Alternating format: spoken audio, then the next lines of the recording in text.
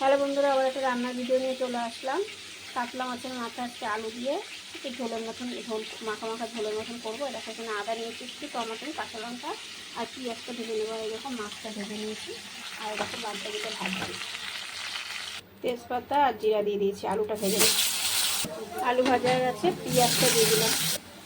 এই দেখো পেঁয়াজটা ভাজা হয়ে গেছে, এই মশলাটা দিয়ে দিলাম।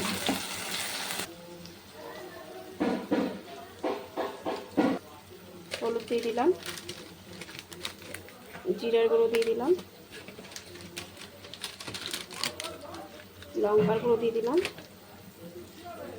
লবণ দিয়ে দিলাম, একটু জল দিয়ে দিলাম। মশলাটা আবার কষানো হোক।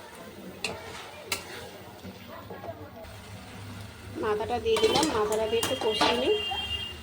মশলাটা কষানো হয়ে গেছে, জল দিয়ে দিলাম।